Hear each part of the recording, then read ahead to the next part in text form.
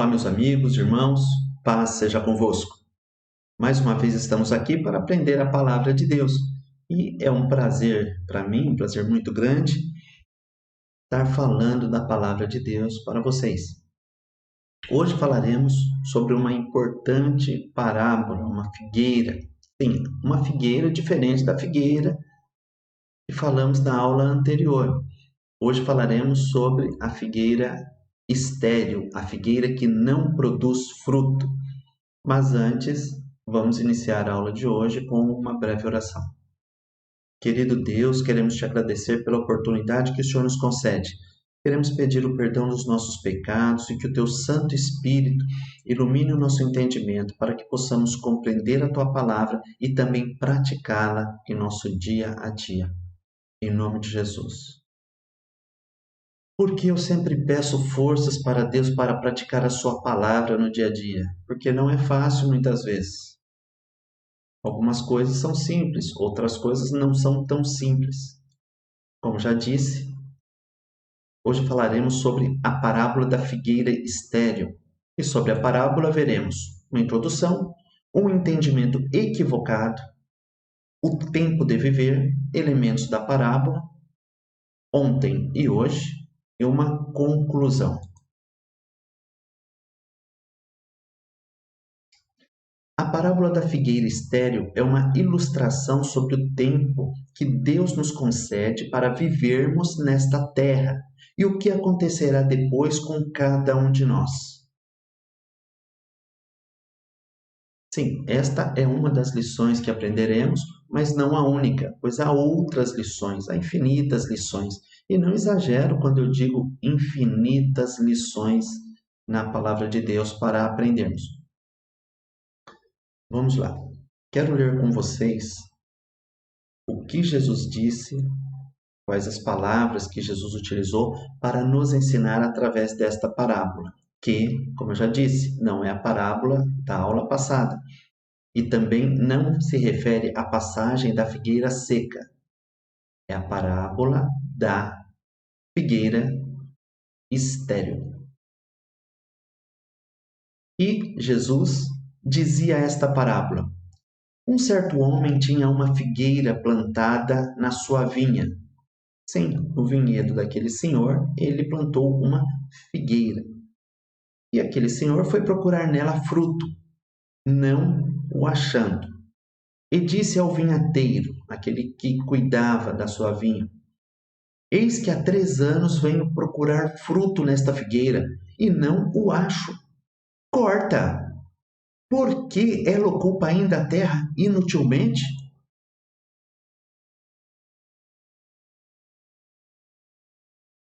E, respondendo o vinhateiro, disse-lhe: Senhor, deixa este ano, até que eu a escave e a esterque, e, se der fruto, ficará.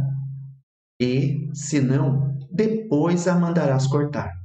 Lucas capítulo 13, versículos do 6 ao 9, ou do 6º ao 9.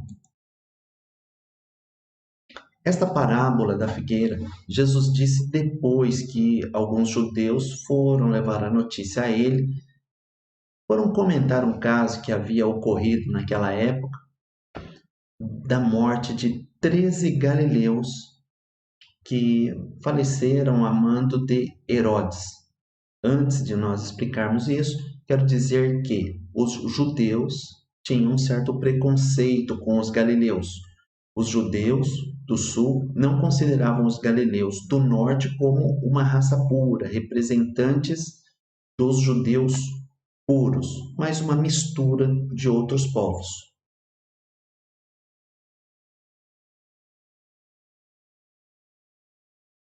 No início do capítulo 13 de São Lucas, Dr. Lucas, ou simplesmente Lucas, algumas pessoas falam para Jesus sobre a morte de 13 galileus, quando ofereciam sacrifícios no templo. Jesus responde e também fala àquelas pessoas acerca dos 18, possivelmente judeus, sobre quem caiu a torre de Siloé. Então, algumas pessoas chegaram para Jesus e falaram: Senhor, o senhor viu o que aconteceu? Pilatos mandou matar aqueles homens que estavam fazendo sacrifícios no templo. E Jesus respondeu àqueles que lhe levaram a notícia: Vocês acham que aqueles homens eram mais pecadores que os demais? Não, não eram. Antes eu vos digo que todos vós, se não se arrependerem, igualmente perecerão. E como havia aquele preconceito, né, os judeus falando dos galileus, Jesus trouxe um exemplo com os judeus e disse o seguinte: Vocês se lembram também dos 18 sobre os quais caiu a torre de Siloé, quando estava em construção? Pois bem, vocês acham que aqueles eram mais culpados diante de Deus por alguma coisa que tivessem feito do que outros judeus que moravam em Jerusalém? Jesus disse: Não, não eram mais culpados. Antes, todos vocês, se não se arrependerem, igualmente perecerão. Muito curiosa essa passagem, porque os judeus trazem uma notícia de alguém que não lhes era muito querido, e Jesus traz a notícia de pessoas que eram próximas aos judeus. Em ambas as situações, uma desgraça, uma tragédia tinha acontecido com aquelas pessoas. Parece que quando os judeus perguntaram para Jesus quando da morte dos galileus, que aquilo não teria sido tanto um ato cruel da parte de Pilatos, mas como um castigo da parte de Deus sobre aqueles homens. Jesus disse: Não, não, não, vocês estão equivocados. É o que veremos aqui sobre entendimentos equivocados. E muitas vezes eu quero te dizer que você tem um entendimento equivocado acerca de algumas coisas que acontecem com as pessoas ou até consigo mesmo. Talvez você pense que tudo é castigo de Deus sobre a tua vida ou sobre a vida das pessoas. Jesus está ensinando aqui que não é nada disso. As pessoas que falaram para Jesus sobre a morte dos 13 galileus parecem não interpretar essas mortes como um ato cruel de Pilatos, mas como um castigo divino por conta de seus pecados. Esse tipo de entendimento relacionava o sofrimento com o pecado pessoal de cada um. Um grande equívoco. O que é um grande equívoco? Um grande equívoco é interpretar que a desgraça que se abate sobre uma pessoa, e abate uma pessoa, é fruto do pecado daquela pessoa. E não é. O que Jesus acabou de dizer é que não é. Algumas pessoas sofreram uma morte violenta por parte de Pôncio Pilatos. Porém, foi uma fatalidade. Já ouviu dizer da pessoa certa estar no lugar errado, na hora errada? O que Jesus estava dizendo aqui era mais ou menos isso. Que aquele acontecimento não havia caído sobre aquelas pessoas como um castigo divino por conta dos atos pecaminosos que elas tinham cometido. São as palavras de Jesus. E fala a verdade. Você e você também. Quantas vezes você já não pensou que uma desgraça veio sobre a vida de alguém por conta dela estar em pecado? E não era. Você pensou e se falou, pecou. Se arrependa, caia de joelhos, pecador, agora. Brincadeira, mas que tem que se arrepender, tem que se arrepender. Olha o que aconteceu com os amigos de Jó. Jó não tinha cometido pecado para passar pelo que ele passou, mas os seus amigos acharam que ele estava sendo castigado por Deus por conta dos pecados que ele tinha cometido e não queria reconhecer. Jesus está dizendo assim: pessoal, todos estão no mesmo sindicato. todos, se não se arrependerem, vão perecer, não tem diferença nenhuma. Sobre um acontecem algumas calamidades, sobre outros também, sobre alguns, muitas vezes, que pecam e pecados muito mais graves, a situação parece que não muda, parece que até prosperam no erro. Por que isso acontece? Nós vamos prosseguir e nós vamos compreender um pouquinho mais sobre isso.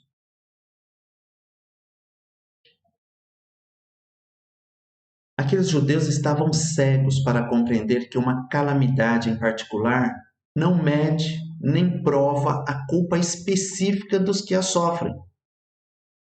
Caso não fosse assim, como Jesus disse, sua própria morte teria sido um tremendo fracasso, como também a morte de todos aqueles que morreram por amor a Jesus. Vamos lá. Os judeus eles estavam cegos. Para eles, em relação ao que acontecia com uma pessoa, era a mão de Deus contra ela, por conta de ter pecado mais ou não. Caso aquilo que acontecesse com cada um de nós fosse fruto dos nossos pecados, se todos os problemas que viessem sobre nós fossem dados por Deus para nos punir de algum pecado, se cada doença que enfrentarmos por um castigo de Deus, se cada dificuldade, cada desemprego, se cada despejo, se cada problema da vida for uma determinação de Deus para nos punir por algo, então nós não estaremos entendendo as coisas. Aliás, se nós compreendemos as coisas desse jeito, nós não estaremos de acordo com os ensinamentos de Jesus, que disse que as coisas podem acontecer a qualquer um. Alguns são afetados por doenças terríveis e não cometeram pecado para que aquilo acontecesse. Os judeus associavam as desgraças de alguém com a situação que ele estava diante de Deus. Isso estava errado e Jesus quis mostrar isso. Nós não podemos imaginar que, se aquela pessoa passou por um problema, é Deus pesando a mão sobre ela por causa do pecado que ela cometeu. Esqueçam isso, não tem nada a ver. Já imaginou se eu aplicar esse mesmo entendimento em relação a Jesus Cristo? Eu posso chegar à terrível conclusão e totalmente equivocada de que Jesus teria cometido um pecado muito grave, porque Deus teria feito com que ele morresse na cruz para pagar os seus pecados. E aí eu também estenderia o entendimento à situação dos apóstolos. Olha, os apóstolos morreram, Pedro crucificado, deve ter feito alguma coisa muito terrível. Eu sempre desconfiei de Pedro, talvez diga algum, mas esse tipo de pensamento está errado. Mas Tiago morreu à espada. Ora, Tiago sim morreu à espada por amor a Cristo. Não negou o nome de Jesus. E isso não significava que era um castigo de Deus sobre a vida dele. Está claro aqui? As coisas que acontecem conosco e com as outras pessoas não significa que Deus está irado conosco ou com as outras pessoas. Foi o que Jesus disse aqui. Quero frisar este ponto e deixar bem claro para você. Os problemas que vêm sobre nós não têm a ver com o pecado que nós praticamos. Coisas boas acontecem a pessoas ruins e coisas ruins acontecem a pessoas boas. Vamos prosseguir um pouco mais. Eu sei que pode ser confuso, mas isso tem que ficar claro ao final desta aula. A colocação de Jesus foi muito objetiva. Jesus respondeu para aqueles judeus: cuidais vós que esses galileus foram mais pecadores que todos os galileus por terem padecido tais coisas? Não, vos digo, antes, se vos não arrependerdes, todos de igual modo perecereis. Jesus está dizendo que a desgraça veio sobre alguns galileus, mas que aquilo não significava que eles eram mais pecadores do que outras pessoas. Você não deve se julgar melhor do que as outras pessoas, porque na tua vida não acontecem infortúnios que acontecem na vida de outras pessoas. Seja grato a Deus por tudo aquilo que acontece em tua vida. Seja grato a Deus pelas coisas boas que te acontecem e seja grato a Deus pelas coisas aparentemente ruins que te acontecem, porque ao final, já adiantando uma parte da lição de hoje, todas as coisas cooperam para o bem de todos? Não, daqueles que amam a Deus. Todas as coisas cooperam para o bem daqueles que amam a Deus. É isso que a Bíblia nos diz, e eu creio na Bíblia. Sobre a morte dos 18 em Jerusalém, Jesus também foi taxativo. Vocês acham que aqueles 18 sobre os quais caiu a torre de Siloé e os matou, cuidais vós? Vocês cuidam, vocês pensam, vocês acham que foram mais culpados do que todos quantos homens habitam em Jerusalém? Não! Eu vos digo, antes, se vos não arrependerdes, todos de igual modo perecereis. Jesus foi taxativo e por 2 vezes disse: aquilo que aconteceu àquelas pessoas não foi por conta de alguma coisa que elas fizeram diferente da que todos vocês têm feito. Mas eu já vou adiantar para vocês que todos, se não se arrependerem, perecerão. Vamos ver sobre o tempo de vida, alguma coisa sobre o tempo de vida que Deus nos dá sobre a face da terra. Jesus nos comparou à figueira aqui, mas especificamente esta figueira representava ali, naquele momento, a nação de Israel. Em seguida, nós vamos ver hoje quem é representado por aquela figueira. A figueira estava em um lugar privilegiado. Olha só, alguns detalhes sobre a figueira.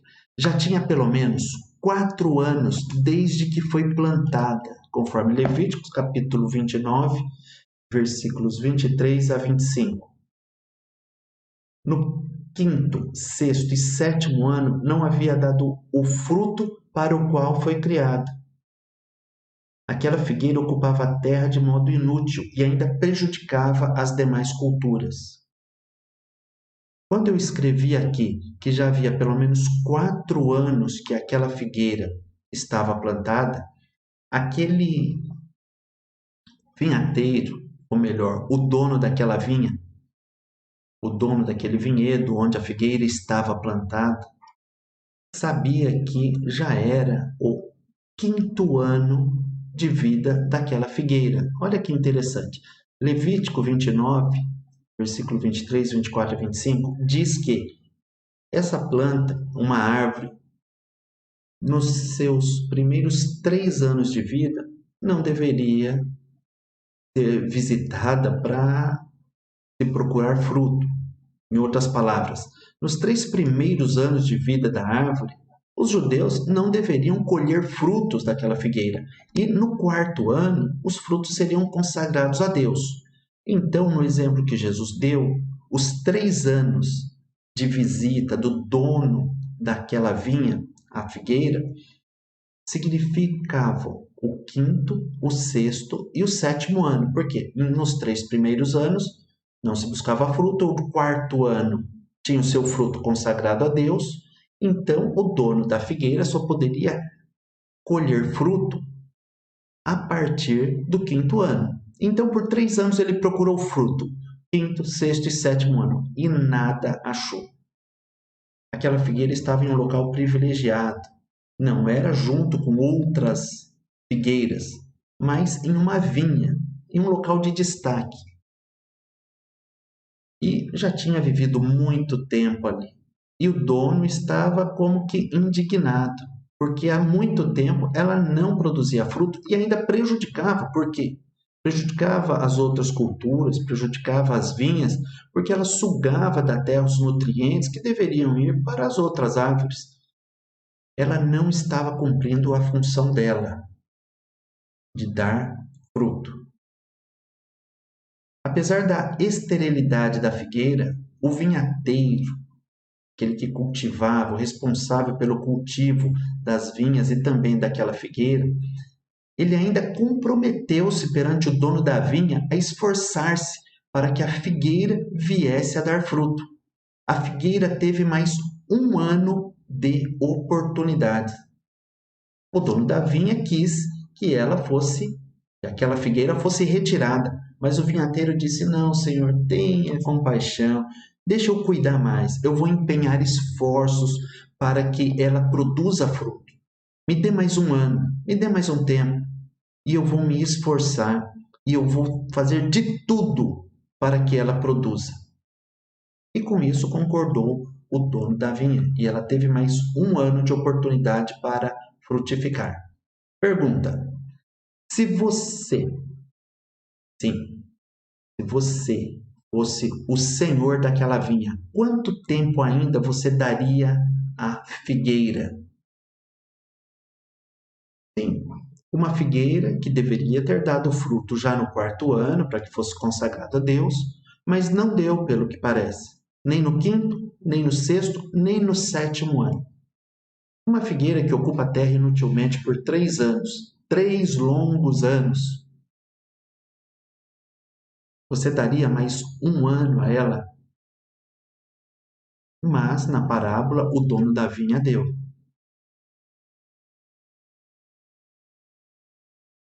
Elementos da parábola: ontem e hoje. Veremos primeiro o ontem. Quem é o dono da vinha? O dono da vinha aqui é Deus, na parábola que Jesus nos trouxe. O vinhateiro, aquele que cuida da vinha, aquele que luta para que a vinha produza fruto, é Jesus. A vinha é o mundo. E a figueira, aquela figueira estéril, nesta parábola que Jesus disse, ele está dizendo que está direcionando esta parábola especificamente a Israel. 3 anos. Interessante que por 3 anos o dono da vinha foi buscar fruto. Deus foi buscar fruto em Israel e não achou. 3 anos, interessante, o tempo do ministério terreno, do ministério físico de Jesus, o tempo que ele andou naquela terra de Israel, e Israel não produziu o fruto, que foi do reconhecimento de Jesus como Messias. O vinhateiro, Jesus, ele disse que ia escavar e estercar. O que significa isso na parábola? Significa insistir, provocar, incentivar, fazer todo o possível para ajudar a figueira a dar fruto. Jesus, durante os 3 anos que esteve nesta terra, ele tentou fazer com que Israel se arrependesse dos seus pecados e o reconhecesse como Messias. Mas Israel não deu seu fruto, não produziu o arrependimento. O fruto aqui seria o arrependimento. Lembra-se que no começo nós falamos que Jesus disse àqueles que lhe levaram a notícia sobre a morte dos 13 galileus, Jesus disse que todos, se não se arrependessem, se não produzissem um fruto do arrependimento, pereceriam. Então está aqui. O fruto que Jesus queria que eles produzissem era o arrependimento dos seus pecados e o reconhecimento de Jesus como o Messias prometido. E hoje, o que você tem a ver com essa parábola que Jesus direcionou a Israel? Tudo. A palavra de Deus diz que as coisas que foram escritas para nosso ensino. E o que isso nos traz de ensino? Para nós, nos dias de hoje, pouca diferença. O dono da vinha, Deus. O vinhateiro, que cuida da vinha, que tenta fazer com que a vinha dê fruto, é Jesus. A vinha é o mundo, o local onde nós vivemos. A figueira é você, sou eu. 3 anos é o tempo em que Deus busca fruto em você e em mim. E o que significa hoje escavar e estercar? É dar novas oportunidades para que você, para que eu, para que nós, para que você dê o fruto que Deus deseja, o arrependimento.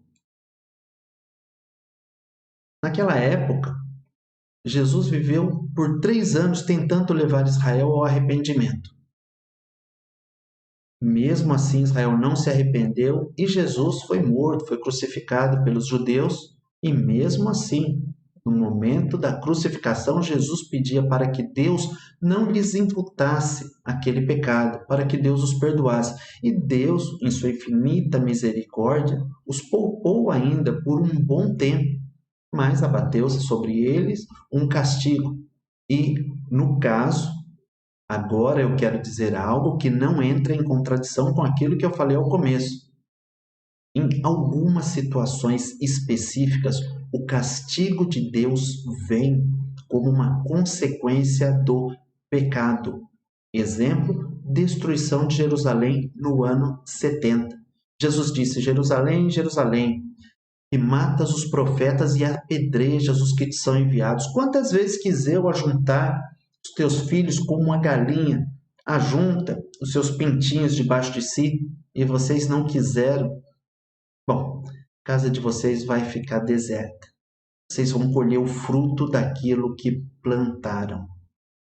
E não somente isso, lá na frente, no livro de Atos dos Apóstolos, Herodes, se julgando um Deus, não deu glória a Deus, mas recebeu a glória que deveria ter sido dada a Deus.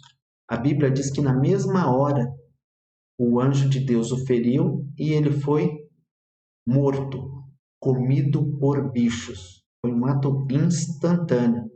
Nabucodonosor também, quando passeava pelos palácios da Babilônia, pelos terraços da Babilônia, olhando e se engrandecendo, se enchendo, estufando o peito, dizendo: olha o que eu fiz, foi a minha mão, foi o meu poder.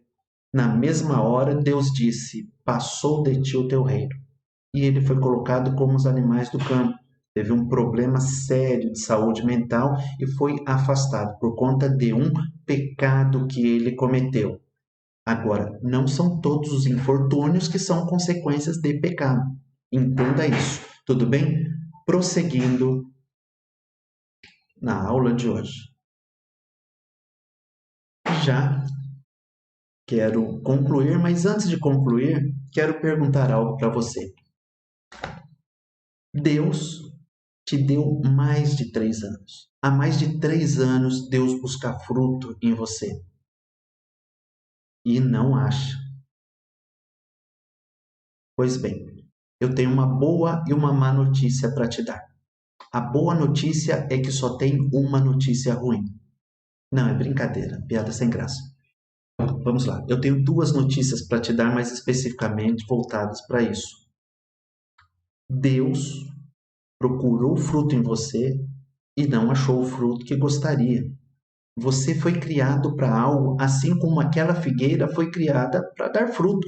O motivo da existência de uma figueira, a finalidade de uma figueira, o motivo pelo qual Deus criou uma figueira é para que ela dê figo. E aquela figueira não dava figo. A notícia é que Deus pediu para que ela fosse cortada, retirada daquele local, exterminada. Mas o vinhateiro disse que era para que ele tivesse paciência, para que novas oportunidades fossem dadas àquela figueira para que produzisse o fruto devido. Jesus é aquele que intercede junto a Deus para que nós não sejamos cortados, para que nós não sejamos ceifados, para que nós não sejamos mortos, para que nós não sejamos destruídos. Jesus ele tem intercedido por mim, tem intercedido por você, para que você tenha mais um tempo da parte de Deus, para que produza o fruto para o qual Deus te criou. É simples. Arrependimento pelos erros que cometeu e o reconhecimento de Jesus como o Filho de Deus. A boa notícia é que Jesus está lutando por você. Jesus está fazendo de tudo para que você se arrependa, para que você produza frutos. Mas a má notícia é que um dia esse tempo vai terminar. Pense nisso. Conclusão: nada é dito se a figueira produziu fruto ou foi cortada. Logo, isso dá a cada um a possibilidade de analisar sua própria vida. Será que eu tenho produzido fruto depois de tanto esforço que Jesus tem feito por mim? Ou se eu continuo estéril? A parábola não se aplica só a Israel, mas a cada um que lê e ouve esta parábola. A parábola é super atual, atualíssima, diz respeito a mim e a você hoje, não mais a Israel especificamente. Esta parábola mostra como um simples homem se importou com uma figueira, de tal modo que se dispôs a fazer tudo o que estava ao seu alcance para salvá-la. Muito mais Deus se importa com cada um de nós, mostrando-se longânimo e paciente. Porém, sua paciência tem limite. A Bíblia diz que Deus é longânimo. Deus tem um ânimo longo, podemos dizer isso. Deus é paciente. E a Bíblia diz que porque não se executa, isso lá em Eclesiastes, o juízo imediatamente sobre a má obra, o coração dos homens está disposto a praticar coisas ruins. Mas pare para pensar, você não tem que ser como os outros homens, que desenfreadamente correm no caminho do pecado. Puxe o freio, pare, pense, você está tendo uma nova oportunidade. Em seguida, a parábola é um apelo à consciência de cada ser humano. O dia de hoje pode ser o último do 4º ano em que o dono da vinha vem buscar fruto na sua figueira. Eu não sei quanto tempo de vida eu tenho, não sei quanto tempo de vida você tem, mas eu sei que um dia a paciência de Deus se acaba. Como assim a paciência de Deus se acaba? Um dia o teu tempo chegará ao fim, como o meu também. E como nós estaremos neste dia? Talvez você pense, meu Deus, quanta besteira eu fiz. Calma, eu tenho uma boa notícia. E a boa notícia está aqui. Buscai ao Senhor enquanto se pode achar, invocai-o enquanto está perto. Deixe o ímpio o seu caminho. Deus não quer saber daquilo que aconteceu no teu passado. E o maligno, o homem maligno, que foi mau até hoje, deixe os seus pensamentos ruins e se converta ao Senhor, que se compadecerá dele. Torne para o nosso Deus, porque grandioso é em perdoar. Aqui Isaías está dizendo que é para o homem ímpio, que pratica impiedade, pecado, depravado, o pior dos seres humanos, para que deixe o seu caminho, porque Deus é grandioso. Escrevi em letra garrafal, como dizíamos, como dizem alguns, escrevi em letras bem grandes que Deus é grandioso em perdoar e Ele perdoa e quer te perdoar. Todos, sim, todos, o homem maligno, o ímpio, todos. Mas talvez você diga, o meu pecado é muito grave. Qual é a cor do teu pecado? Você nunca viu a cor do teu pecado? Pois bem, pois ainda que ele adquira cor, a Bíblia diz, vinde então e argui-me, questionai-me, diz o Senhor, ainda que os vossos pecados sejam como a escarlata, sejam eles da cor que for, eles se tornarão brancos como a neve. Ainda que sejam vermelhos como o carmesim, se tornarão como a branca lã. Você nunca viu a cor do teu pecado, porém, se o teu pecado chegar a se materializar a ponto de ter uma cor, estou falando de maneira figurada, eles poderão se tornar brancos, como a neve e como a branca lã, que eram os exemplos de brancura mais extremos que havia na época. Por fim, quando é o dia, quando é a hora de você tomar uma decisão, a Bíblia também diz. Portanto, como diz o Espírito Santo, se ouvirdes hoje, today, a sua voz, não endureçais o vosso coração. Você está ouvindo estas palavras? Tem pensado na sua vida? Tem pensado em tua vida? Pense um pouquinho mais. Hoje é o dia de tomar uma decisão. Decida-se. Talvez você pense, mas eu já me entreguei a Jesus, já sou um salvo. Decida se dedicar mais a Ele. Decida dar mais fruto. Decida se arrepender de coisas que você fez, que poderia ter feito melhor. Pecado não é só aquilo que nós fazemos, mas aquilo também que é certo que deixamos de fazer. E por fim, porque diz a palavra de Deus: ouvite em tempo aceitável e socorrite no dia da salvação. Eis aqui agora o tempo aceitável. Eis aqui agora o dia da salvação. Eu não sei quando será o nosso último dia. Não sei qual será o meu dia final, o teu dia final. Mas Jesus nos chama ao arrependimento e ao reconhecimento de sua pessoa, a pessoa do Filho de Deus, como único e suficiente Salvador. Vamos nos arrepender e vamos procurar endireitar os nossos caminhos e produzir o fruto. Fruto que vai gerar uma recompensa para cada um de nós. É o que tínhamos para hoje.